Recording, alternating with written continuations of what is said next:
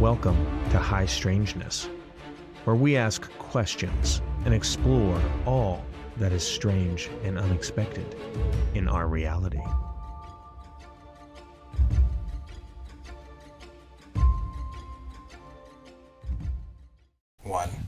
Welcome to High Strangeness. This is the place where we look at all things strange and unexpected in our reality.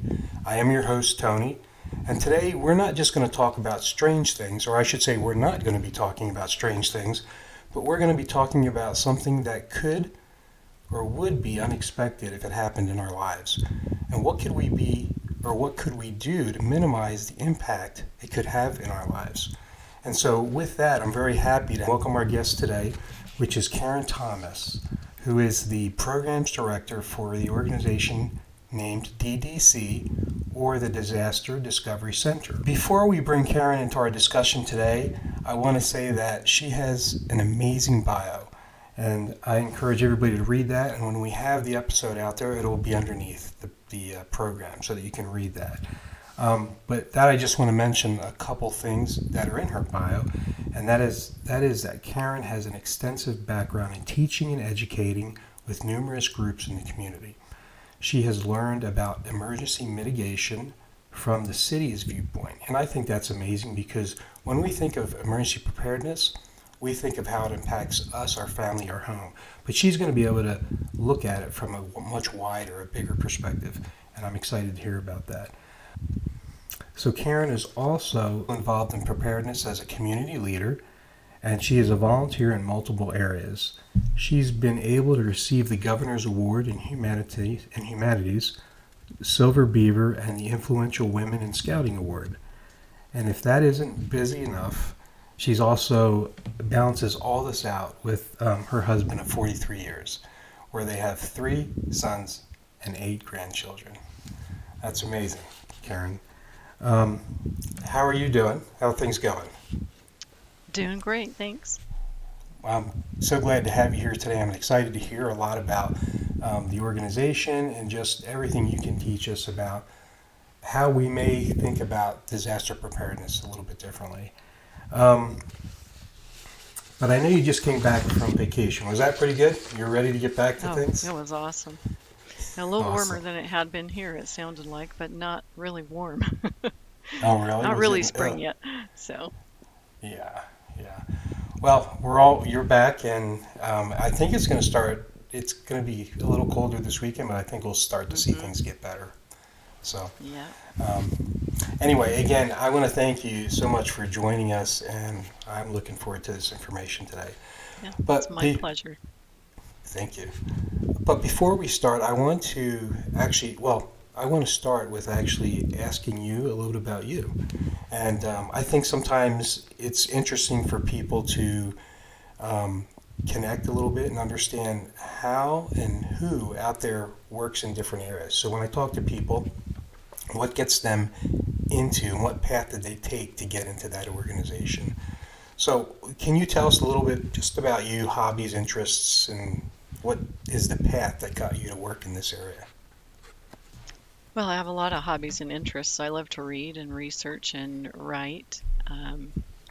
I am an editor, actually. Somehow fell into that because of the great English teachers and writing classes that I've had along the way.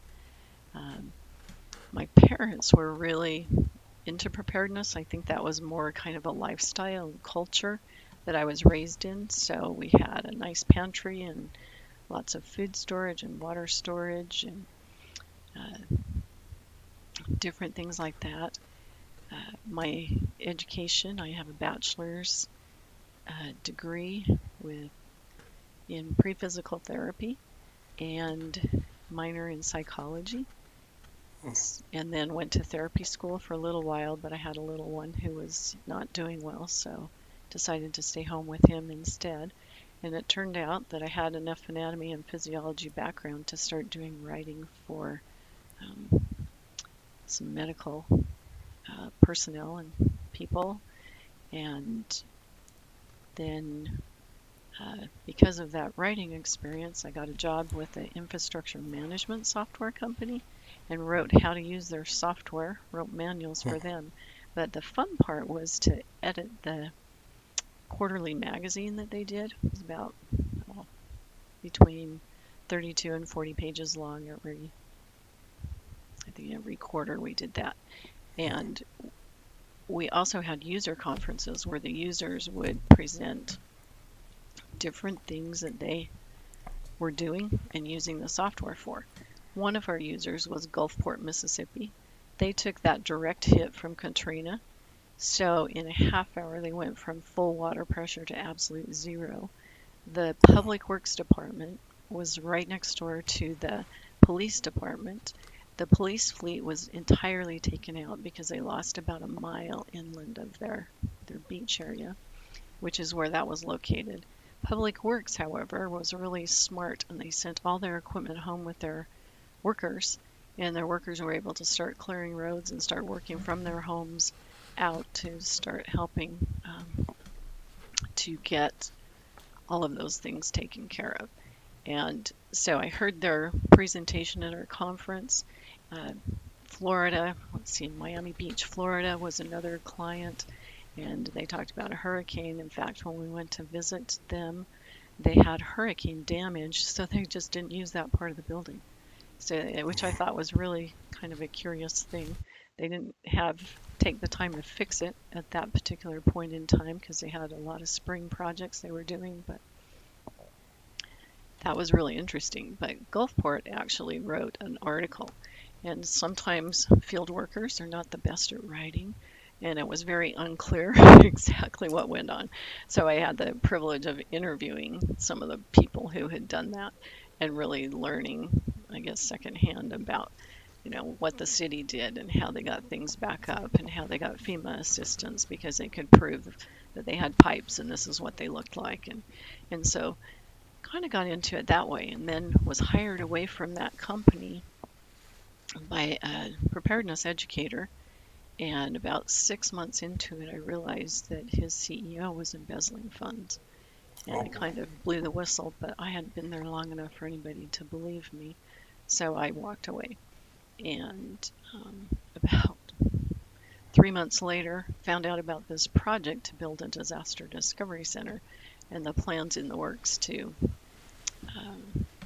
design and build and that. And with that, we started doing all these fairs and expos. We would be asked to come and do different things, and we like to do hands-on things. So we developed something for water storage, information for people on that topic, and other topics. Right now we have about 25 different stations we can run alone, and we take 3 or 4 usually to an event depending on how big a space they're willing to give us. We've participated in a Weber County fair for the last, I think it's 2 or 3 years that we've done that. That's every October. We used to do one out in Harriman, but I think their emergency manager got put in a different department, so I don't know their current one. And then we had COVID happen, so we haven't gotten back to some of the venues that we had earlier, but we have been partners with Be Ready Utah, and we've run an interactive area, which is about 200 square feet, with about 3 of their partners who have trailers that they bring in, and we do interactive type things so people can practice and get some hands-on.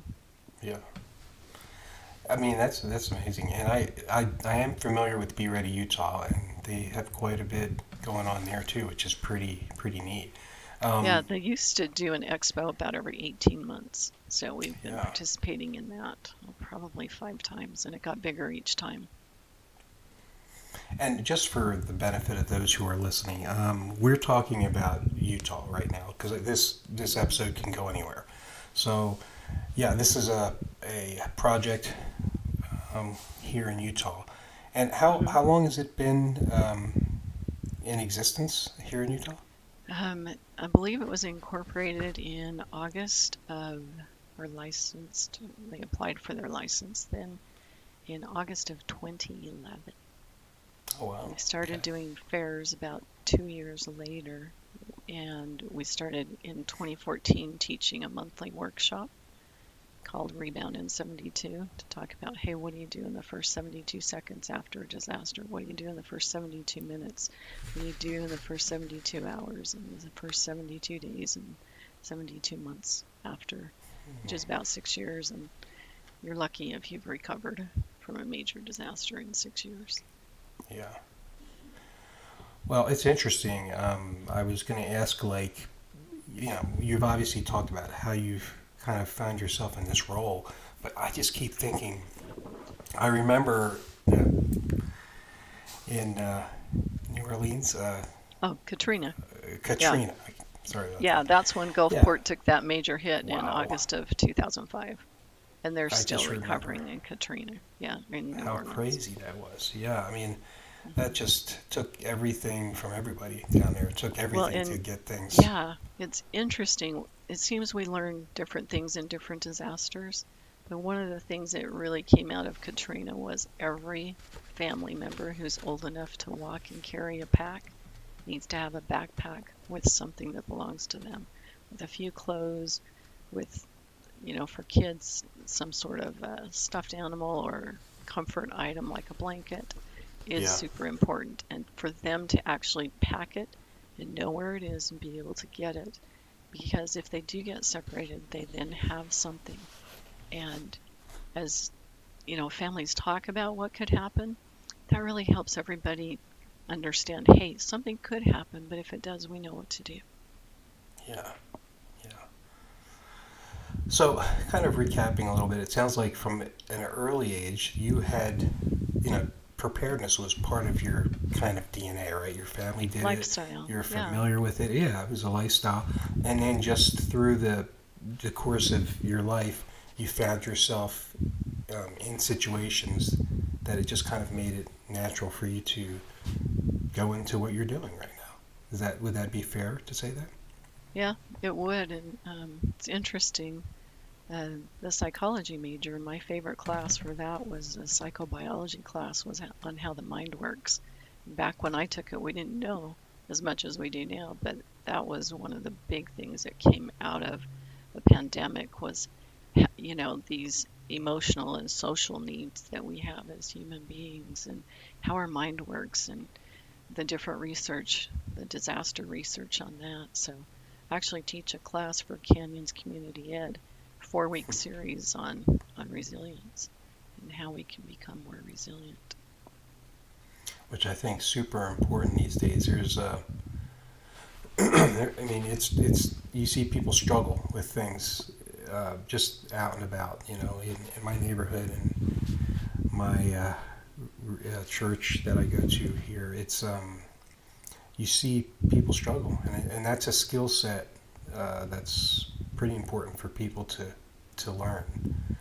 Just to keep them going forward, Yeah, having been to a lot of different trainings and hearing about multiple disasters, we kind of called the pandemic a luxurious disaster because we had transportation, we had roads that were functioning, we could pump our gas, we could still buy groceries once in a while, we could find most supplies, and we had running water, we had power, and we kind of called it a luxurious disaster because we had that. But coming from hearing about, losing all your utilities and, not having the things that we're used to having, it really made a difference for us as a family to think that, hey, this wasn't so bad. We had what we needed. We were isolated, but we had what we needed. Yeah, and it felt like, this is just me talking here, but it felt like it was, I'm going to say this, but there are people that suffered, right? And so I don't want to make light of that. No. But in my case, for me, it was a situation where it was a good, slow way for me to reassess what I've done to prepare for my family and myself without a major disaster, right? Now, obviously, people have gotten really sick in that situation, but in my case, it was a situation where I could kind of relook at things. And I think that was probably one of the biggest things that I saw just everywhere. People had to reassess what Yeah. things were like. Well, and we had to realize that there is an emotional and educational component to preparedness, which a lot of people in the past had kind of overlooked, because it's not just about getting supplies. Yeah, yeah. So, I know you just have a ton of experience and knowledge and things. What would you consider is maybe the one or two things that are your strengths or most knowledgeable areas in terms of preparedness, or even with communities and helping them get prepared? Like, you have a lot of background, but I'm wondering if there's a couple that you go, this is like my shining area here. You know, one thing that's unique about what we want to do, although there are centers in Japan and Taiwan, and I was privileged in 2014 to be in Taiwan and be able to go to their Fire Safety Museum of Taipei City. And it's interesting, these centers are free educational centers sponsored by their fire departments. And it's amazing. We went through a smoke maze. You couldn't see anything, and people mistakenly think that they have time to get out in a fire, or time to gather something because they can see. Well, you can't see.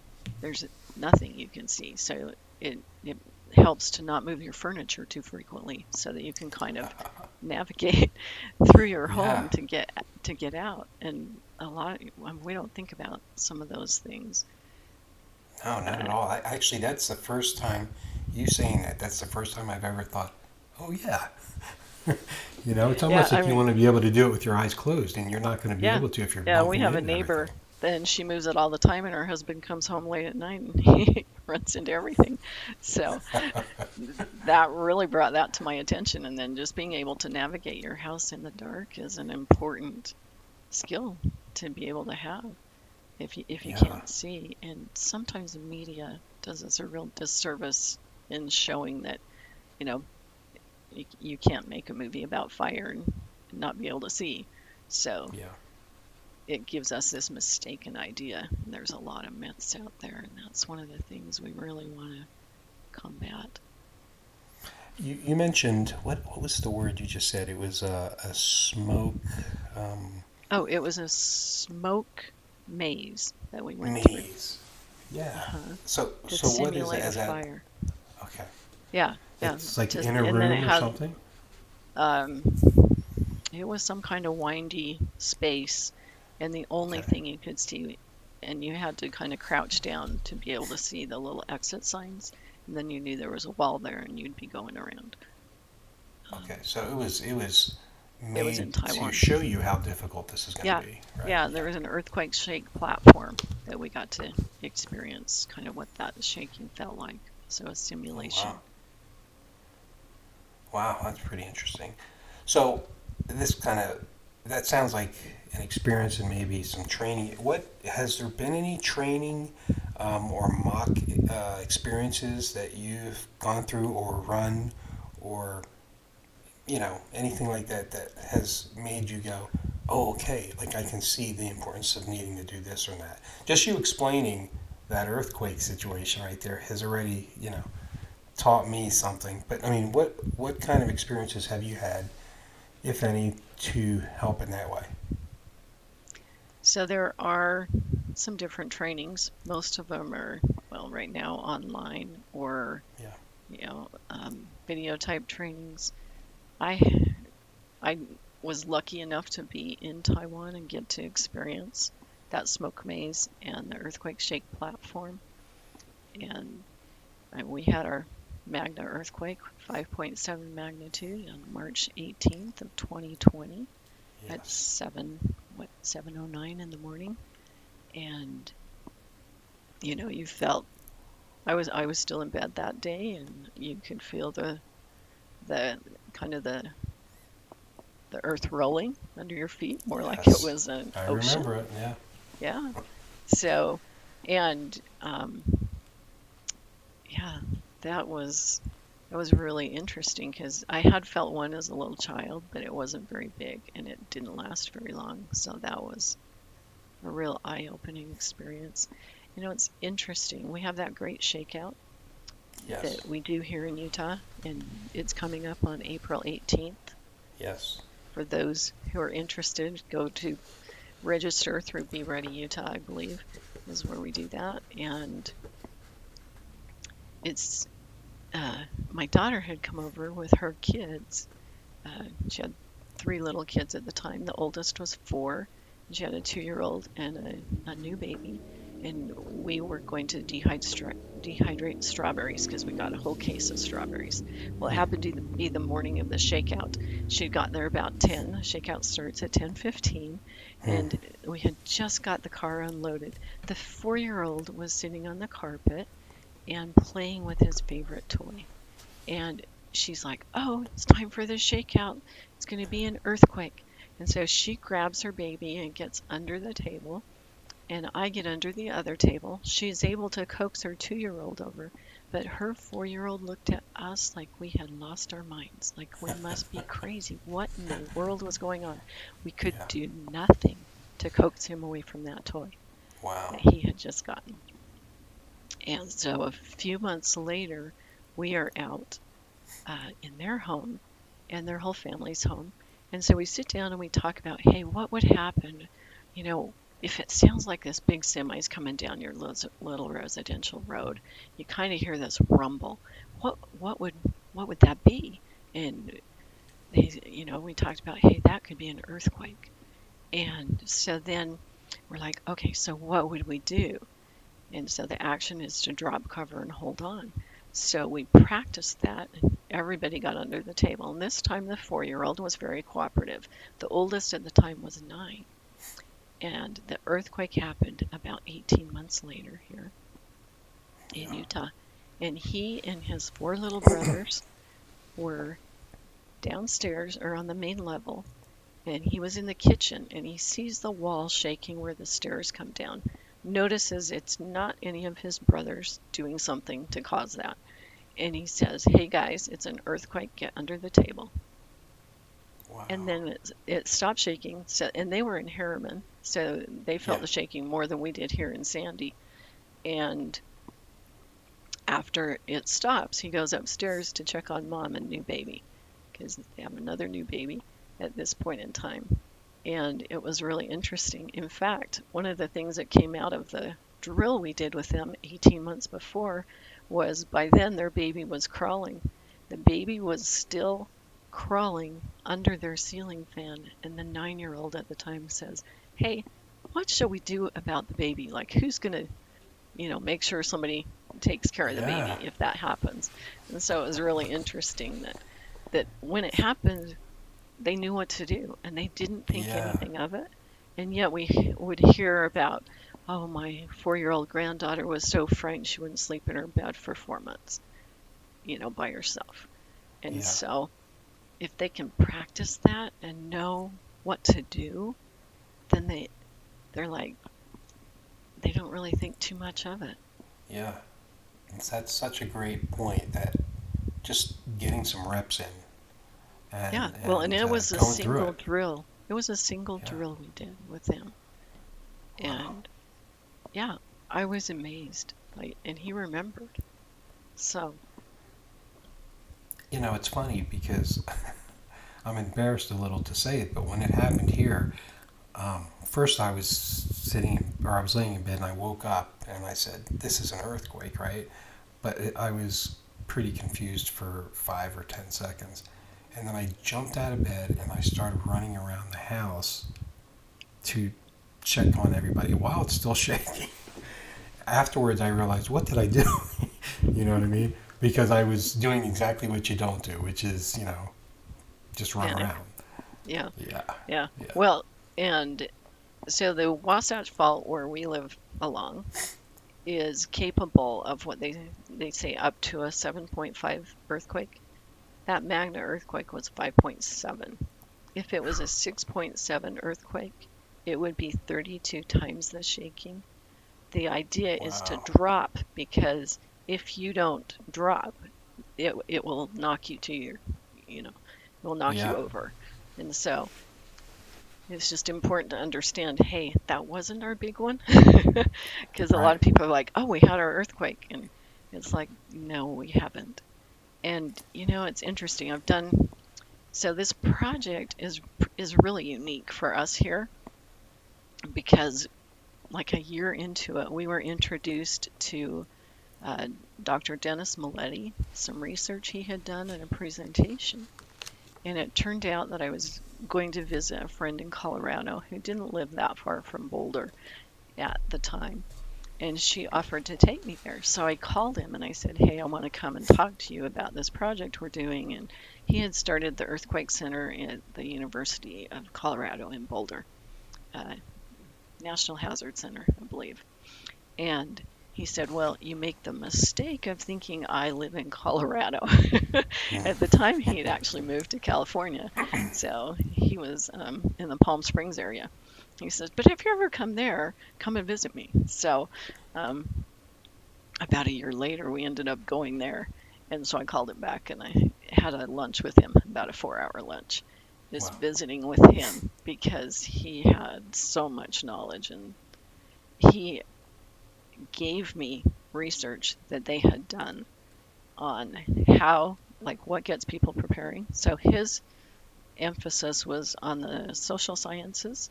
So we're taking this knowledge of what actually gets people to take action. All 30 years of research that he did and sent to me. And I have to admit, I read it like 5 times before I was like, oh, I think I understand what he's talking about because I was uh, kind of new. But one of the things is we don't, as humans, understand risk. We don't Right. perceive it very well. And I remember walking in, and it was the day of the shakeout, probably 2 or 3 years ago. And the director of Be Ready Utah was on, I think, Fox News that night. And as I walked in, he said, oh, we're going to have, a big earthquake in the next 50 years. And I'm like, oh, we got lots of time. And then I'm like, what have I been studying all this time? My mind immediately did not perceive risk at all. And I Yeah. went, wow, that's how easy it is to do. But it's good to understand, hey, might be how I react to something.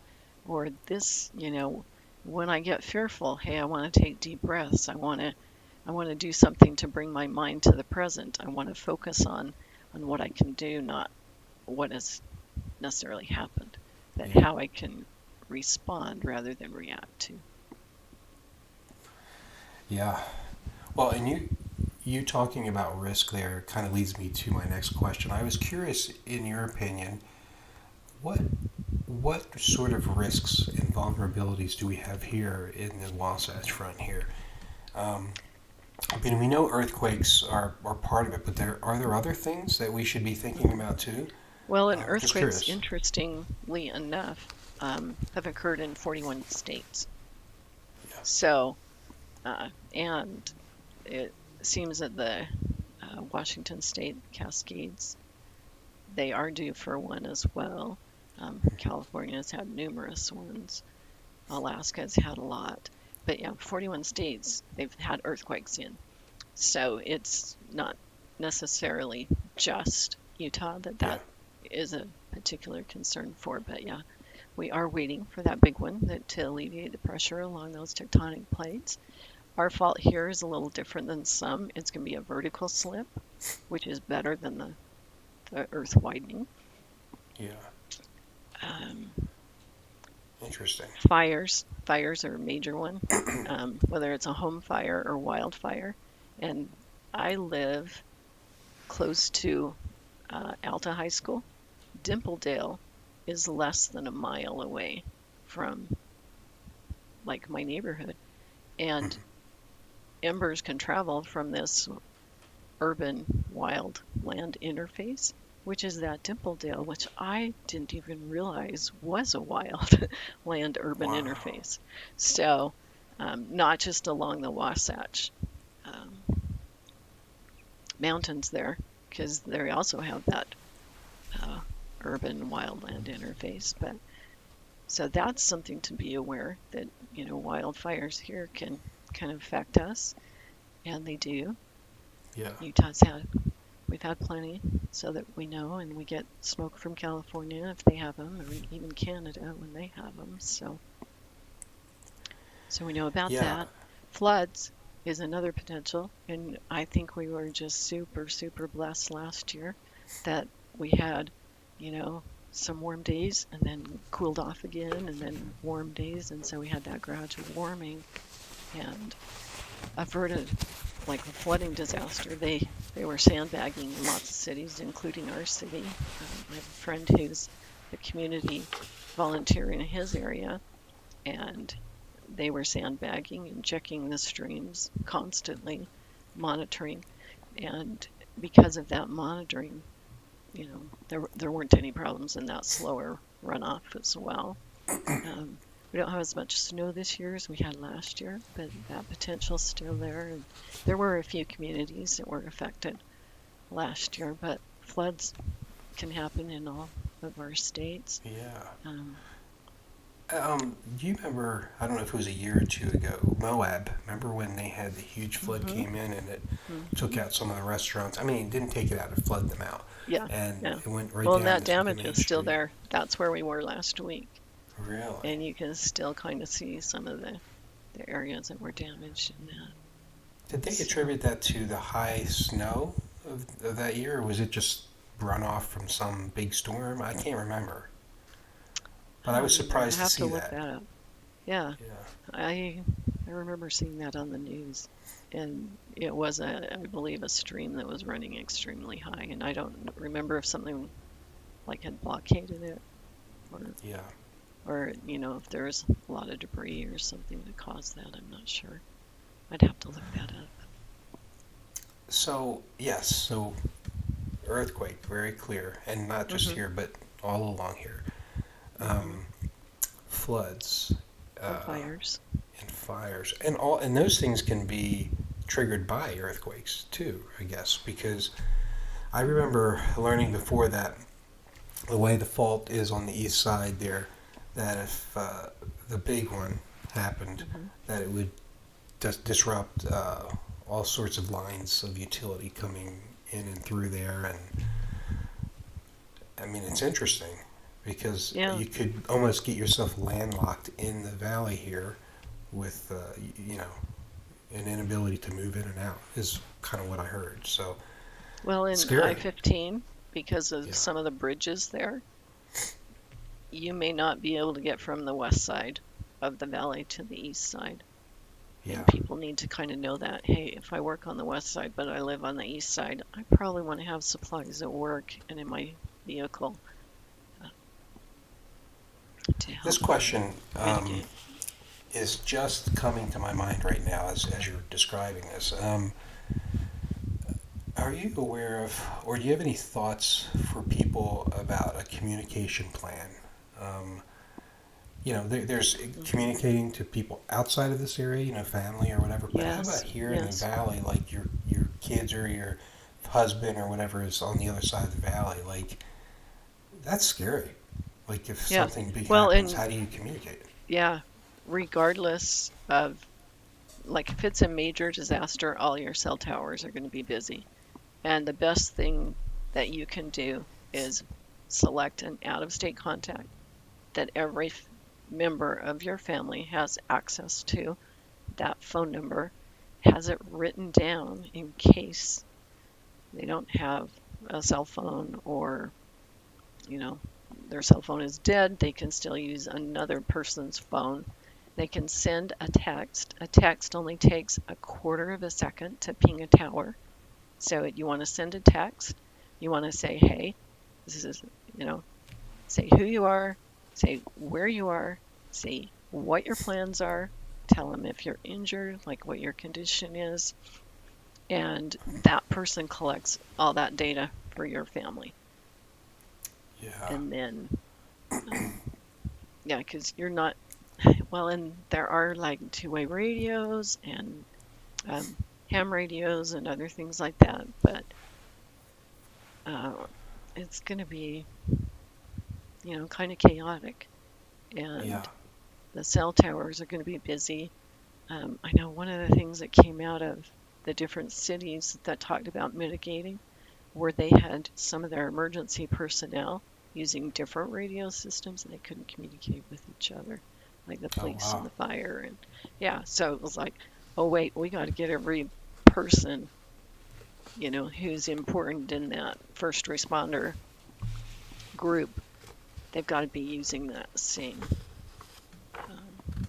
frequency, the same Yeah. type of communication device so that they can communicate with each other. But yeah, it's best to have an out-of-state contact for your family, for everybody. Yeah, I Let just have like a that million thoughts person going know. through my mind right now. Yeah, well, and it's interesting. Some people have said, well, they may have an 801 area code like a lot of people do here.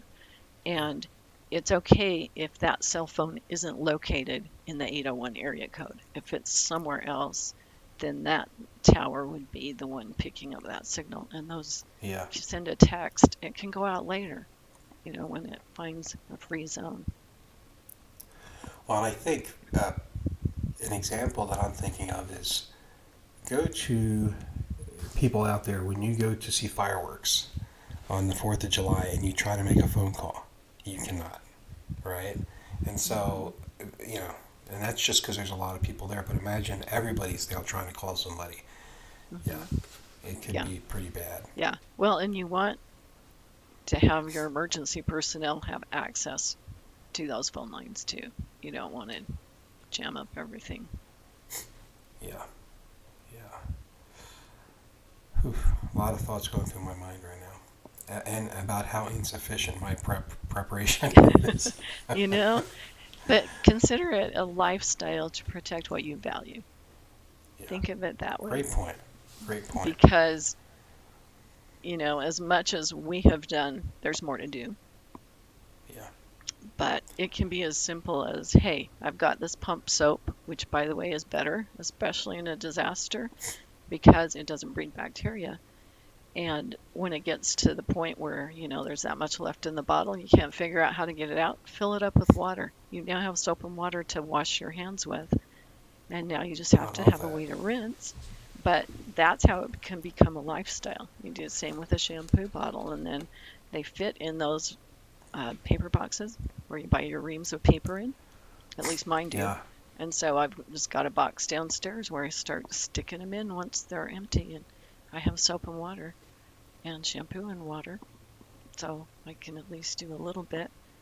I love it. And then there's all kinds of innovative products. Like there's cloths that have silver fibers embedded in them. And they disinfect with cold water. It's like, oh, this is cool. This is an emergency preparation thing I can use now because it works great. And then in a disaster, I know it'll disinfect with cold water. So there's some fun things like that. I'm glad we're taping because I'm going to go back and listen to some of what you just said right there because you just rattled off 3 things that I was like, oh, yeah. Well, and they're so easy. Like they don't cost a lot of money because I've already got those, right? Yeah. So that's what we love. On our website, we have, I think it's a 50-minute webinar that I did during the pandemic. So I was talking to my computer, which is kind of weird. It's a lot easier talking to people, and it's okay talking to people online because we can see something. But anyway, it's called Free and Low Cost Steps to Preparing. And there's tons of ideas of things like a written list of contacts, and especially like, that have insurance information and other things that you would need following a disaster. Do you have a written list of contacts? Because what if your cell phone is dead? What if you haven't made arrangements to figure out how to be able to charge it? Or if you only remember by speed dial. Yeah, I was Grandma 4 forever. And I'm like, why am I Grandma 4? There's only 2 of us. And I found out I was speed dial 4. Yeah. So, wow.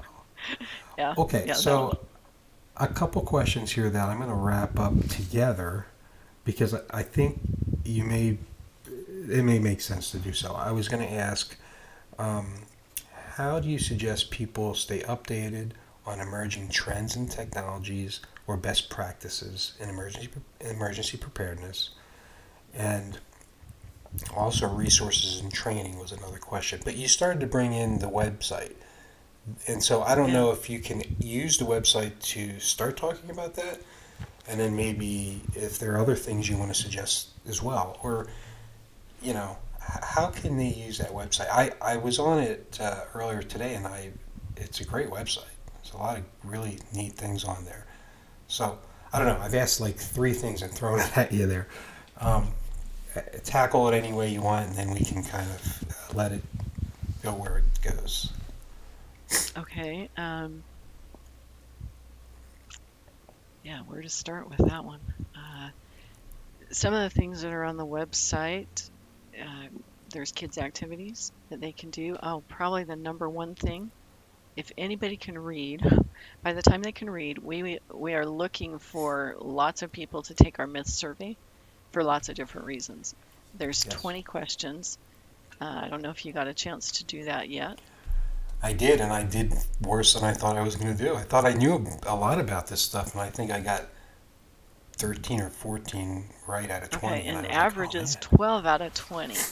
It takes Yeah. what, 5, 10 minutes to take? Yeah. 5 minutes, really. Yeah. Yeah, yeah. Some of the kids who've taken it, they take a little longer because they're like third or fourth grade. But Yeah. um, yeah, it's actually really revealing because it's mostly about protective actions that you can take for different disasters, and it's not common knowledge. Yeah. Um, I know a PhD just took it. He got 9 out of 20. He was totally appalled and embarrassed Yeah. but it's not common knowledge. It's not like we don't have anywhere to learn that right now. If we That is one of the really amazing things about this project is one of our objectives is to streamline all this crazy information and all the conflicting information, because when the information is conflicting, people are like, well, until the experts can figure out what they think we're supposed to do, we're not going to do anything. And so it actually gets people not to take action when there's Yeah. this conflicting information. But we came out with that survey, I think, in 2017, and it started at the Be Ready Utah Expo, and it was a folder, and the question was on the outside. We had like 20 folders, and then they were to put the answer, the ABCD answer, in the bag that went with that question. And it was really interesting because we'd say, oh, C was the answer, and somebody'd come along and say, oh, well, no, the research, there's something new that came out, and we were like, oh, so the myth that we had gotten, they actually had the answers incorrect on some of them, so we had to kind of reframe our questions, and so we worked hard to do that, but it took 500 hours to compile the 40 minutes of reading that you get with that Wow. to explain. So talk about streamlining information because people are busy. We don't have time to just sit and read and research and say, hey, is this a credible source? Is this the most current information? What's the date on it? Or who did this? Is it a business trying to sell a product, or is it a college who's done an actually very nicely documented scientific study? Where's the answer coming from? And are the answers consistent among these credible sources? So we did that research for you. So in less than an hour, you have a lot of information. And what I love about this information is it's life-saving. It Yeah. saves lives and property. Our desired outcome is to save lives and property. That's been the most meaningful thing I've been able to be involved with in my Yeah. life is this Yeah. project. And we don't have a permanent facility yet. When we have that, we can say, hey, um, the recommendation that was from 1998, what was it, the 30-30 rule has changed now. In 2014, they updated that. And I Yeah. always give away questions to my survey, but that is the first place to start, is to take that 20 question myth survey. Like you said, it takes about 5 minutes. Um, and it's fun to have the family do it and do Yeah. it individually and see who scores the highest, because a lot of times the kids score higher than the parents. They're, I think, in fourth grade. Part of their Yeah. curriculum I think it's science curriculum is to learn about some different disasters. And so they actually are starting to incorporate some of that into the schools, and they're starting to do earthquake drills, not just the fire drills. And Right. you can't overstate the importance of that. We did a fire drill, and oh, so that's one of the things we want people to do is, hey, you want to select 3 meeting places for your family to meet up with if something happens. But one is in case of fire. It has to be an outdoor location, fairly close to your home, but not in an enclosed, fenced-in area Yeah. like a backyard. You want that to be where you can move if you need to move. Um, and if there were a natural gas leak, you want it to be far enough away that if your house did explode, that it's not going to injure you. So it's maybe Yeah. my neighbor's mailbox across the street or whatever location you select. But if half the families run to the backyard and half the families run to the front yard, then a lot of times people run back inside, Yeah. and then they very infrequently make it back out because the fire can be life-threatening in 2 minutes, and you can have flashover in 5 minutes. And the newer homes are worse than the older homes, but the older homes are not going to withstand that earthquake if they're not unreinforced masonry, if they are unreinforced masonry. So, Yeah. there's give and take there, but knowing those facts enables you to say, hey, I know what to do now. And Well, that's and one it's of the most important interesting. things I can do. It's as you're talking about that. I mean, it is getting my mind to go, and I keep thinking. I remember when my kids were younger, we did do some planning for how to get out of the house, but then that was it. So like, they still could have ran all over, some in the backyard, No, some in the front, because you we want a meeting stopped. place, yeah. Yeah, it's such a good point. It is, especially And for things and like it's gas free. leaks and It's stuff. something you can do that's so easy. And then Yeah. practice that drill. So when you practice it first in the daylight, so that hey, it's a normal, calm thing, and you just walk out in every room. You pick your 2 exits from every room, and then you know what to do. Now, we also did that fire drill about 11:30 one night. We were still up, and the kids had been in bed for a couple hours.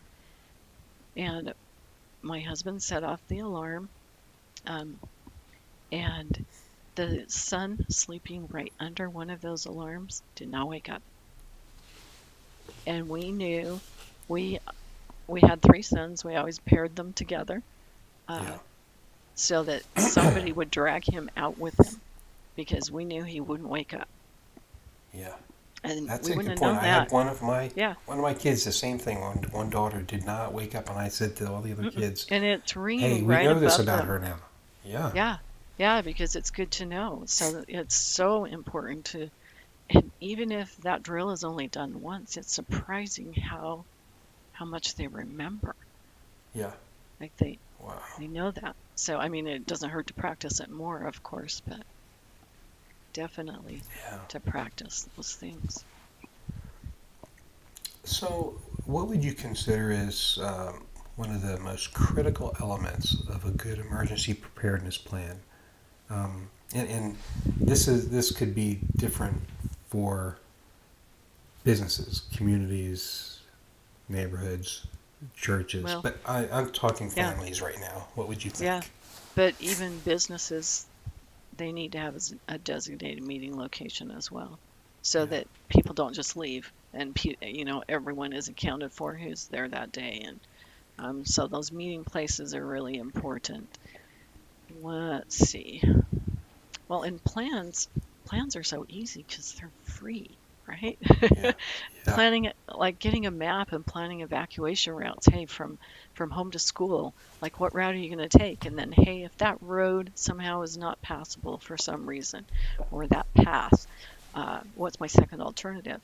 Because from our home, we live equidistant from uh, one of the schools that our kids went to, and it was like we never quite knew, do we take that street or do we take this street? And so it's Yeah. like, okay, make a plan to say, hey, find me along this route. So make those plans, even having walking shoes in your car, having a vehicle kit. with some food and water and first aid supplies. I'm surprised at how often we're getting into that first aid kit, usually for somebody else, uh, Yeah. to get something out to use from that. Um, Anytime you have like a special needs population, infants and children fit into that category, as do seniors or those with medical problems or the access and functional needs individuals. But pets or domestic animals, if you've got those, Yeah. make a plan for them. Have a way to evacuate them. People don't leave if their pets can't go with them or they don't know where to take them. And that's really important. Hey, if you've got a pet and that pet is like your family member, treat them like a family member and make a kit for them. That's a Make great. sure you've got things and a way to evacuate them. But those special needs populations have special needs that you want to consider. And for me, I'm gluten-free and sugar-free, so that kind of eliminates just eating anywhere. Yeah. And we've found freeze-dried food is great for us, so that's something that we've done. And even just having like 3 days of food that's highly nutritious that you can eat that doesn't require, any much of any preparation. That's a good thing to have too following a disaster, because you may be putting plastic on windows if they're broken, or taking care of some medical needs and seeing how your neighbors are doing or whatever it is that you're involved with, but you still want to maintain calories and nutrition because you need them even more during a disaster. Yeah. And even when you say special needs, one of the things I think of, I have a daughter-in-law that's diabetic, and Hmm.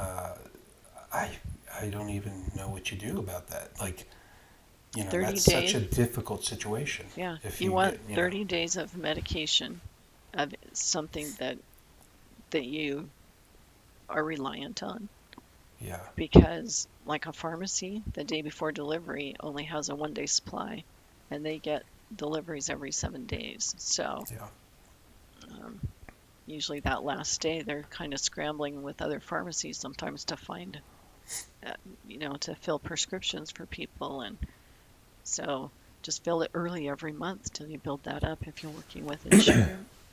or Well, lots of things to let think me about. throw this out there to the audience. If you guys, anybody out there, has thought a little bit about diabetics, like, what do preppers do? What do do they think through this? And is there any suggestions? Please add it to comments on this podcast, because that's it's a tough thing. I don't know what the answer is there, Yeah, except for does like you said, does her and it's insulin short need to term, be 1 month. refrigerated? Does that need to What's be that? refrigerated? Yeah, Is, yeah, yeah. So you need yeah, to find a way to keep it cold, even in the yeah, summer. But if you have a large freezer or freezer space that's not being used, put containers in there and freeze them, because you can put them yes, in a cooler and you would at least have well, week's worth, or whatever. In the winter, it could be longer, yeah, but you never want to put it directly in the snow. You always want to put it in some kind of container. You can put the snow in a container inside a cooler yeah, and then do that, but you have to beware of the sun getting to it and animals accessing it. So, yes, yes. but it does Lots depend on the time of of year stuff. here, because our weather varies so much as far as temperature and what we're able to do Yeah. at different times of year. So much good information today. There's so much. There's so much to Yeah. learn. We're still learning. Yeah. So let me say this to those listening. For me, I could refer to the DDC website and the um, Be Prepared one Be here in ready. Utah. Be ready, Be Utah. ready. Be ready, Yeah, they Utah. have a lot of And great I would information. have so much information that it would take me years to get through all that. So people, Well, and you please might want to print do some that. of it. Might want to print Yes. some of it just so that we don't have access to our computers and such, that we still have that information, because there is a lot of good Yes. information out there. Yeah, and then incrementally address something monthly, or try Right, to right. look at Yeah, something little by little, and just make right. it a part of And your it is a lifestyle. lifestyle. Yeah. Yeah, amazing. Now, we've gone through most of my questions. The one thing I want to ask you is there anything that I should have asked and just didn't think to ask? Is there anything you would like to share to strengthen the information we've already covered here? Oh, that's a great question. So we do have a Stay Connected link on our website if they want to have updates on various things.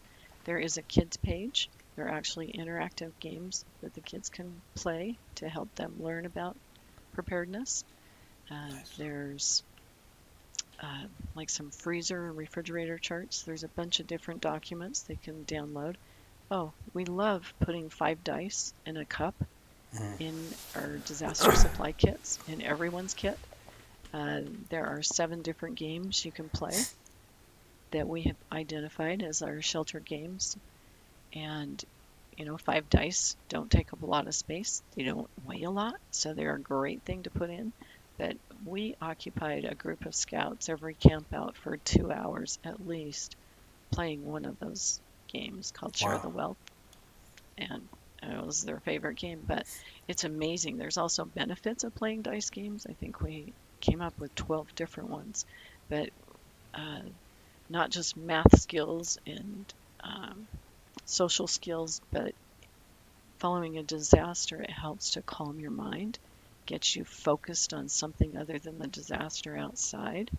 It kind of puts your brain in a problem solving um, kind of mindset, Yeah. and gives it kind of the capacity to deal better with things, because it does help to calm people and get their mind off things. I know, I think it was Cache Valley had that bus accident in the wintertime, and they were sheltering, 30 people or more from that. And those people had nothing to do Yeah. except wonder how they were going to get home. So getting their mind off that and actually giving them something useful to do is Yeah. is really important. Well, I love that you thought of that and share that, because when I met you for the first time at the food Food storage storage depot, depot. Hmm. and you guys were doing a table there, yeah, you had showed me some of those ideas for how to keep people engaged, and Hmm. kids and stuff like that. And I thought to myself, that's great. I don't think I ever thought about that. Because you're right. You think it's bad when you're driving somewhere and the kids are back there after 2 minutes going, "Are we there yet? Are we there yet?" They're going to be worse when something, you know, you're there Well, stuck and it's somewhere not for a just while. kids, it's great for adults too. Yeah. Yeah. It is really a good mind stimulating activity. And trying to think, one of those families that came through there learned some of those games. They said their kids were still playing them. Oh, one of the families in my preparedness series that we just finished up, Canyons, was telling me how much their kids love those games, and they play them every single night. And they've done Wow. that for more than a week. So, yeah, Nice. it's great. And think of all the math they're learning, all the Yeah. math skills they're developing, and such. And it kind of helps you understand risk, because there's risk involved with these different games. But we like that it's manageable risk. Like, we're not losing a lot because we didn't do something, and we learn from Right. that. And that's the whole idea in preparedness is, hey, we learn from every disaster, something better that we can do, or like, hey, maybe this mitigation action isn't what we're going to tell people to do anymore because it doesn't keep them safe. So, Yeah. Yes. Great information. Are you aware of anything going on or coming down the pike in this general area that people should keep an eye out for, like any expos or fairs, or even stuff the DDC is doing, um, that will be at this place or that place that people can look for and try to connect? We are actually gearing up to do a day camp for ages 8 to 10, and I think that's about second grade to fourth grade age group that we're looking at, and we might be developing from that like some programs to take to the schools to kind of go along with their curriculum as well as that. But we are planning on actually doing a day camp from like 9 to 3, and we'll be doing that in Sandy August 1st. And that's Nice. the one we're gearing up for, to put that together, and we're going to be piloting it on some 8 to 10-year-olds. So if anybody has some 8 to 10-year-old groups, Bring them in, right? then we'd love to do an hour activity with them and Yeah. introduce them to some of these skills, and like teach them that, hey, you need your own disaster prepared kit, and you can put these types of things into it, and just help them get started understanding that, hey, and make a bedside kit. Super easy. You take one of those grocery bags that you bring home, and you put a pair of sturdy shoes in there, a flashlight, and some clothes or a bathrobe, and you tie that to the leg of your bed so that if the earthquake happens during the night or a fire, you have something right there. In a fire, you can grab it and run outside and have something. In an earthquake, put those shoes on before you go anywhere, and then go Right. check and see if you hear your gas meter hissing, or if you smell gas. Then you turn it 90 degrees to turn it off. It doesn't matter what direction. People make the mistake of turning it 180 degrees. They've turned it off and back on again. Or sometimes, it'll seriously turn as many times as you want to turn it in any direction, although it's really Wow. difficult to do. So you'll just need a wrench to be able to do that. But, after something like that happens, hey, you've got a pair of sturdy shoes and a flashlight. You can go check on these things. So, but yeah, Great again, information. super Yeah. easy to do. Yeah. It Now, are you doesn't guys require a lot of time. are you still doing events, or are you still going to the food storage depot, and is there anywhere else that you guys go for any of Oh, those yeah, so types of we've things? partnered with Be Ready Utah to do their expos when they have them. We have partnered with Food Storage Depot and actually hosted interactive areas twice down there now. Right. Um, yeah, we kind of do things as we're invited. We usually do one in, I think it's Riverton area, Yeah. and that's usually in August. So that we've kind of gotten to where we know a few things that are coming up. Yeah. We do teach workshops, and we've taught those from Logan to Richfield, so, and participated in fairs from Logan to Richfield too. So Yeah. So we are out in the community. We do try and post those events on our website yeah, that was what I was going to that ask you. we have notice of, and I think right now we've got our Canyons community ed classes on there, and we don't have our fall dates yet, so the dates on there are not current, but it's easier to just leave it and put the dates on in June when we get those for our September classes. So. Now, are you aware of? This is a question probably for those listening outside of the Utah area. Um, is the DDC something that is happening around the country as well? Is there a lot of other organizations like that, or is it No, something that you don't see a whole lot of? no. We know of, I think, 3 centers in Taiwan that are like that, like the one I got to visit in Taipei. And then I think there's 6 or 7 in Japan. But we have not found any others in the world other than Wow. those. And I know Seattle actually sent, I think their mayor and I can't remember what other kind of government officials, they sent them over to Japan to see what they were doing because they wanted to do it here. But they have such an issue with homelessness that idea has kind of fallen by the wayside. Right. But no, we'd love to see this done nationally. because here we're going to really emphasize earthquakes and fires and floods, whereas uh, along like the West Coast is totally tsunami country. So they're going to do earthquakes and tsunami, Yeah. and then the East Coast, of course, is going to have a hurricane type information. Midwest, maybe So tornadoes and stuff like that. Yeah. yeah, yeah, yeah. Well, tornadoes can actually happen anywhere. You can have a thunderstorm. So, and that's all Yeah, over we the did have world. one here in Salt Lake. I remember that. Yeah. Several 1999, years and ago. then Yeah. Fruit Heights had one in 2016. Jeez. Yeah, and Yeah. that was a really interesting story that we heard come out of there. There was a young mom who was at a prenatal appointment and had just come out, and she calls her husband and says, "Hey, I'm on my way home."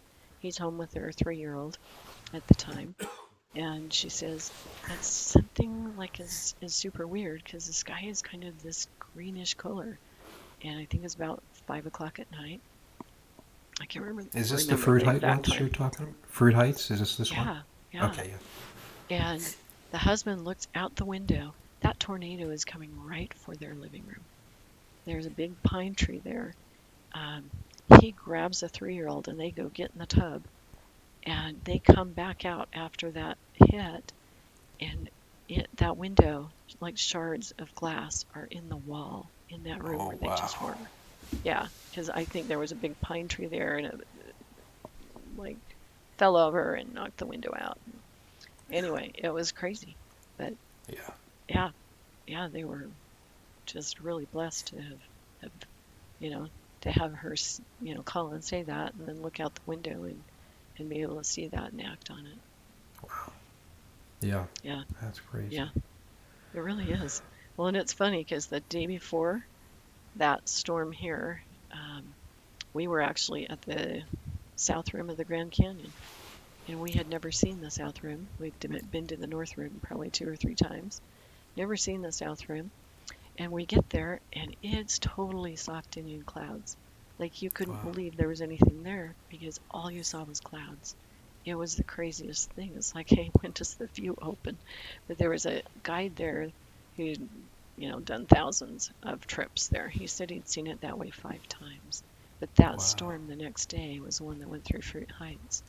And it was really interesting because we saw very little of the South Rim. That was, I Yeah. think, Tuesday, and we went back Saturday, and we were able to do a few of the overlooks before we had to go home. But yeah, it's kind of crazy. Crazy. That is crazy. The weather is Yeah, yeah, very amazing, dangerous, yep, unstoppable. unexpected. Yes, for sure. Well, what advice do you have for people, about the considering the probability or possibility of things that could hit people in their Well, lives? the best thing and the kind of the most amazing thing for me is that it's an all hazards approach right now. Like we can do something and it makes a difference for lots of different disasters. Have a disaster supply kit. Maybe I'll use it at home. Have disaster supplies in strategic locations. Hey, what if my basement floods or it's got sewage in it? I'm not going to be able to use anything down there. So have some things on different levels of your home. Have them in places where, hey, they're easy to get to. Or if I can't open my garage door, like how am I going to be able to access different things? So start thinking about strategic locations, always having stuff where you are during the day, and just being aware, like when you walk in a building, that you know where the closest exit is to where you are walking. Look for those exit signs. That's a fun game that kids can Yeah. do as they walk in. Um, I know one night I had a mom come to one of our workshops that we used to do over the fire station, and she brought her 3 daughters, and I think they were 10, 8, and 6, and the 8-year-old and 10-year-old were extremely engaged in their Nice. presentation and answered a lot of questions. That was really fun. But the mom told me later that, hey, for the next few weeks, every building they went into, they're like, where's the exit sign? Where's the exit sign? And they just kept watching for that, and it became a game for them. And that I Yeah. thought was really, really cool because it's always good to know. Well, and one thing Be Ready Utah did a survey. We've done surveys too, and one of the things that came out of theirs was that people want to know what to do for active shooter. Well, if you realize an active shooter situation, generally now, first responders are so quick it's over in about 15 minutes. So if you can leave the building, if you hear anything that's, 90 decibels or louder, you want to leave the building immediately. So knowing where those exit signs are is just crucial. Yeah. And if you are not able to leave the building because the shooter is there, you don't know where the shooter is, then you're going to lock yourself into an area where they can't find you, and where the door locks, hopefully, and then silence your cell phones because you don't want them to know anyone's there. And you certainly don't Very line true. up against the wall all in a row. So if they do get in, they are able to just go down the row and take out as many people as they can, because that's generally their intent is, hey, Right. how quickly can I take people out and get the notoriety or whatever it is that their warped minds are thinking about. And, just even watch for signs in coworkers and friends and family. Are they having a hard time adjusting for some reason? Does something seem off? Are they making threats? Are they not wanting to live? Just all these different things that you can think about. And then 3 adults, if a door opens inward, 3 adults laying on the floor with their feet up against the door can hold the door shut. And the whole idea is to, hey, I got about 15 minutes where I just got to keep myself safe. And, hey, the door doesn't lock. I can't find a place that locks. What do I have to work with where I am to just get that gun out of the shooter's hand and Yeah. just figure out a plan? Hey, this is what we're going to do. We're going to work together. And you know what to do. Then it's a whole different ballgame. And 90 decibels is about the sound of a vacuum cleaner, loud vacuum cleaner, or leaf blower, or lawnmower, something like that. So, and if we make the mistake, especially as adults, there's still that element of peer pressure. And we make the mistake of thinking, hey, I don't want to overreact to something. But it's better to be safe than sorry. Yes. And it's good to know what to do and, take the lead for people. In 9/11, there was, I think, a man from Chicago who came and spoke at Intermountain Center for Disaster Preparedness. He used to do an annual symposium. That was so amazing because they brought speakers in from all over the country, from fires, from school shootings, from different things, and talked about their experiences. And wow, that was really enlightening to hear firsthand from someone who had experienced that. Yeah. But he said he was so much in shock. He was visiting the Twin Towers. He had a meeting that morning. His friend literally grabbed him and walked him down the stairs because he just kind of zoned out. And people do freeze. That's the most common reaction to fear, is to freeze. And so loud noise will snap them out of it, or just grabbing them and taking them with you. Oh, amazing. Lots to think about, huh? Yeah. But Karen, it's really fun to learn about, because it's like, hey, I don't have to worry so much, That's right. That's right. And, yeah, I mean, to feel like you have a little bit of confidence that you have a train of thinking if something were to happen, because you've gone through it or thought through it a little bit. Yeah. You ask yourself, what if? And then, hey, let's figure out, what would I do, or what could I do? How do I want to respond so that I don't react? And the more we practice, and muscle memory is so important. In physical therapy, I wrapped a ton of ankles. So it's pretty secondhand nature, right? Because that muscle memory just kicks in. So do a muscle memory for drop, cover, and hold on. Do one for stop, drop, and roll. Get people practicing those things. And there's a ton of great first aid skills that they can learn, classes they can take on that. Being CERT trained, helping in your neighborhood or community. That's wonderful too. What does CERT stand for again, or what is that? Community Emergency Response Team. That's right. Yeah. And it's a national training, so there's a nice book that they have that goes with it. Talks about a lot of different things. talks about how to go in and check buildings and how to like have a partner and do kind of neighborhood checks. And Yeah. well, and one thing that has been really interesting to learn too, and especially seeing how cities function to get things back online, they have so many tasks they're doing, and there's like taking care of ordinary families is not on that list. Like it doesn't make Yeah. their list. They have so many different responsibilities and things they have to do. Just think about, hey, what could my family do if they're on their own for 3 weeks? No utilities, no anything, no services. What are we going to do? How are we going to function? What's our Yeah. alternative sanitation uh, plan? That is really critical. And having mouse Yeah. traps and rat traps, they're super cheap. Go buy a few just so you have them in your garage in case you need them because your neighbors don't know what they're doing. They're putting trash out and attracting rodents. Oh So, man, I never even thought about that. yeah. Well, and they always tell us you're only as prepared as your neighbor. And if that's the case, we know that. So we've had like 530 or yeah, about 530 responses to a readiness survey that we've done. Yeah. Most of those have come in conjunction with our workshop that we did. 5% actually said they lacked interest in preparedness. And so we know we're not hitting the general population. But Right. of those who are interested enough to come to a workshop, like an hour and a half presentation, 54% have 21 gallons of water stored per person. That's like half. And that's half Yes. of somebody who cares about preparedness. Yeah, And that's that to amazing. me is super scary. And then we ask, hey, do you have 3 months of food storage or 6 months or a year? And no.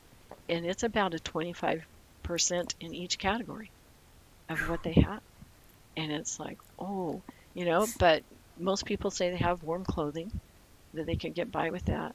Some people have some parts of alternative sanitation, like a bucket and a heavy-duty garbage bag and some toilet paper stored, which hopefully we all now have toilet paper Yeah. stored after the pandemic. Yeah. But yeah, it's like crazy to think, hey, half of people who are interested in preparedness don't have this. So I hate to think what the general population has. And that's kind of the niche we want to fill at the Disaster Yeah. Discovery Center. It's like, hey, this is what ordinary, everyday people can do. And the social science research shows that people like sharing with other people what they're doing to prepare gets them thinking, oh, you've done that for your family. I want to do that too. Because every demographic, the social scientists have found, every demographic cares about family protection and the peace of mind and safety and security, being able to take care of their family. That is important to every demographic. It is. Yeah. And that's really what this is about. Is like, hey, how am I going to put some measures in place? And storing water can be as inexpensive as getting soda bottles from a reception or something and saying, hey, can I recycle these for you? You wash them out and disinfect them and you fill them with tap water and you store them. And it used to be that they'd fit in the boxes that apples came in at the grocery store, but apple boxes have kind of changed proportion now so that you can kind of stack 12 in an apple box like that. And that's totally free. I guess Yeah. your water costs a few cents, but and you don't have to change it because water is water, which 3 different places have collaborated. The USU Extension was telling us that for years, like since 2013. I know they were saying that. I can't remember how far back their literature goes, but BYU Food Science Nutrition Department did a study on water too. Almost all of it was just fine, and some had been Interesting. stored 25 plus years. And Really? it was Wow. interesting. Yeah, yeah, That's interesting. Yeah. yeah. Because it used to be, hey, you have to change your water out every 6 months. No, not really. You check it every 6 months, make sure it's not cloudy, leaking, or shrinking, and it's good to go. So, and Wow. if you live in a municipality that adds chlorine, you don't even have to add anything to your tap water. Just don't fill your large containers with a garden hose that has lead in it. You want to use an RV hose that's either white or blue, Yeah. and then Yeah, that's it's true. best not to store it outside or in a garage. In a garage, there's too many chemicals and fumes, and it doesn't make it exactly great for drinking. Right. So, Right. but if it's the only place you have to store it, then it's better than not having it. So, Yeah. Tons to think about here. I've talked to you 3 times, and each time I feel like I walk away with all these mental notes that I need to write down. This is great you know, information. I really it's do. so much fun to learn, So, and then to see how simple. But like these simple things, like if there's not water coming out of your tap, how are you going to give your child a drink of water? yeah. What are you going to feed them? Yeah. Think about that. I don't have utilities. What am I going to do? And if you don't have utilities, chances are your restaurants don't have utilities either, or your grocery stores. So you're not going to be going there to Yeah. find your food. So how can I get by on my own for at least 3 weeks as a family, as a neighborhood, as a community? And People, it's you have to interesting. think of this stuff. People, you have to. Yeah, one of the Think myths of is that, yourself, yeah, Yeah. is that hey, you have a lot of looting and things, but people tend to work together. Yeah. We found as a species that we want everyone to survive, and Yeah. by helping others survive, it helps us survive. So we actually humans work together very well. Yeah. There's that minority that they're always showing in a news clip or something that looting or whatever, but that is really not the norm, Exactly. which we can be super grateful for because the Yeah, people do I tend to agree. work together. So I agree. Well, where can people find you if they want to reach out for any questions, or what's your? I'm going to include the DDC's contact information at the bottom of well, the and show they as well. can follow us on Facebook or Instagram.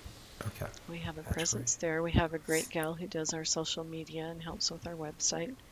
And then we have an email, info@disasterdiscoverycenter.org. And our website is disasterdiscoverycenter.org, so it's pretty easy. We are a nonprofit. We're kind of we've got a preliminary design for our building and for what we want to teach there. Now we're kind of doing some of the interior and kind of figuring out how to streamline it. So there's going to be an area where it changes a lot, and here in Utah it'd be mostly because of seasonal changes like avalanches and mudslides, extreme heat type things are different from the winter storms and thunderstorms, and so some of those areas will be changing out. But anyway, so we're putting together a plan for that. We would love to have volunteers to help us so that we can run more events and do more workshops and fairs. And That's help with those. people. So. If you want to participate in helping this great, it's really a great mission here. That is, once again, We think so. anybody can do it, and it saves lives. That's probably the best part about it. Well, and honestly, my background isn't necessarily in emergency preparedness, and I didn't know that much actually about discovery centers and museum industry either. So it's a blend of the museum industry plus the emergency management information plus the social science research that says, hey, this is what you use. Oh, and please don't use fear to motivate people. It is a very short-lived motivator, and what the literature shows is that, hey, it's so much better to educate someone and let them make an educated decision on their own. Yeah. Let them know. And it should be there's easy. so many things that are free and easy that we can Yeah. do that make a tremendous difference. And that's what I think people don't understand. They have this myth that it takes tons of time, so time consuming, it takes up too much space. There's lots of space saver ideas that we have. We have a whole display on that exhibit that we do for that. They think it's so expensive, but one thing the literature also shows is if you can take somebody starting to get prepared, they do make it a lifestyle, and they do Yeah. continue along that path because you start thinking, oh, what would I do if?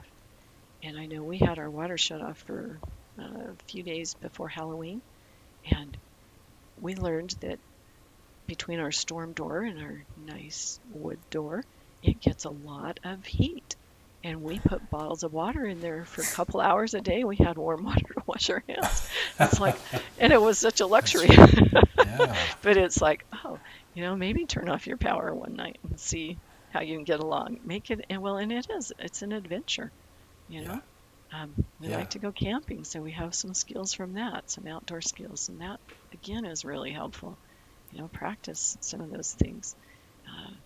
Try taking a space blanket out and see how warm it keeps you. I've always wondered that. You know what? Yeah. It's not very good by itself.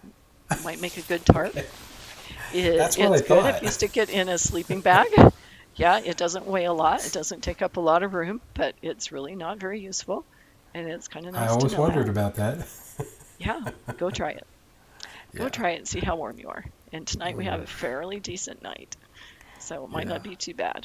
But the next couple of days, that could be a challenge. Yeah. If somebody hears this and is interested in doing, or at least pitching the idea of doing something like this in a different town or city, would you be the right person to contact just to learn? Like, what are some steps they can make, or is there somebody in your organization that could help? I don't know that that's going to happen, but maybe somebody will. I mean, this is amazing what you're going to have we think here. it is. We think And it I is. think, I think people Well, and could we really, would love to see once it opens here for it to go nationally, because there are different localities that have different disasters that they're dealing with, and so we would love for this information to be accessible to everybody. And what we're finding is, there's kind of this niche of the population that has some interest in it, and then there's people who don't care, but they would love to come and experience an earthquake simulation or a smoke maze or do like a high wind simulation of some sort, and we can bring in that more recreational component. And the museum industry has all these incredible informal learning tools that they use, and they're also recognized as the most trustworthy source of information according to the American Association of Museums, or Alliance, I don't know, AAM, whatever that stands for. But so we would love to talk to them about it. And like I said, we have some social science research that describes, and even for like emergency preparedness leaders, local community people who want to know, hey, how do I get people to take action? I'm trying to get the message out, but people don't seem to be listening or acting on what I'm giving them. There are certain things that you can do to improve how that works. And I mean, even gift giving for neighbors at Christmas, we gave them a poem. 'Twas a night like all others. We'd all gone to bed. We were sleeping quite soundly with dreams in our head when all of a sudden we basically were told we had 5 minutes to leave to evacuate. And hey, we had that list on our fridge, and somebody went and did this and this and this, and this is what we had in our kits, and we took off and we were ready to go. And then we gave them all dice for Christmas and the dice games. That's such a great idea. It's such a great idea. It really is, and it's for their benefit. Yeah. Yeah, Marilyn Hoff actually did a class webinar for us, which is also on our website, on free or preparedness with a bow. She has amazing ideas, even like for pet gifts and all kinds of stuff, which I never would have thought of because all we had were fish at one point in time. So. Oh, I love it. I hope I can catch up with you sometime down the road just to see how things are going and just get updates on stuff. I think this is a topic that should be revisited from time to time to help people remember, because we don't get an earthquake here often enough to keep us thinking about it, right? Right. It's But a we low need to be incident thinking but about it. high consequence event. Yes, I learned what those were finally. They don't occur very often, but if they do, it's not going to be pretty. Yeah, I hear you. Well, as we wrap up here, is there anything that you'd like to say to the audience, just in closing? You gave them some words of advice here, which was great. But Well, just it's happy been my preparing. questions. Yeah, happy preparing, and make it an adventure. It's a fun family thing that you can do to put your kids together, talk about, hey, what would if this is kind of what we're seeing, what kind of disaster do you think it is? Um, and you'll get lots of great information from the myth survey, because you'll be emailed like a 40-minute read, and it does have probably 5 pages of just like references. You can look any of those up, and hopefully they're still there. Some of those website links aren't there all the time, but um, Yeah. you can use any of that information to say, hey, green sky could mean this, mean a tornado. And yeah, there's lots of things you can do as a family. Make it a family activity. And you know what? It is fun. I have thoroughly enjoyed it. I love teaching people about it. And just the confidence that it brings, and the peace of mind, knowing that, hey, at least I have this taken care of. I may have, Peace of I mind. still have some other mitigation. I know when we first looked into locking hooks for all our pictures, we have like 25 pictures up, $4 a locking hook. I'm like, ugh. Now they've got Velcro, and that works really well. I was super surprised. We put a huge picture up. Probably took me an hour to do though, but I think I'm a little faster now that I know how to do it. And but I also have a broom and a dustpan, so I can sweep glass up if I need to, even if it's on my carpet, because my vacuum doesn't work without power. So True. Very true. anyway, yeah, lots and lots of things to think about, but it's really fun. And the more I learn, the more it's like, oh, yeah, we can do this. And, Yeah. I know what to do, and I know what my city's going to do for me. And there's just not enough first responders to come help me and my little family. So Yeah, we just gotta own some. We getting gotta the own word what out we that, can. hey, Yeah. kind of what you have is what you get. And, when Yeah. people see you preparing, they're going to say, I'm coming to your house. And you're going to ask them, what are you bringing? Right. Good point. Because Yeah. and then I tell them, hey, I don't have enough room to store everything for you too. And I don't eat my wheat anymore, so I'm going to use it to barter with, because I Yeah. figure it could be worth something to somebody, hopefully. Yeah. Maybe somebody wants to Yeah. eat it. At least I know it'll still be good. It'll last forever. True. True. Yeah. Yeah. So Well, Karen, this has been a lot of fun, and I've learned a lot, like always. So I'm so thankful for it, the opportunity to hear from you and learn, and I hope our audience takes a lot of this to heart and does something with it, right? An opportunity to take good information and move forward. Yep.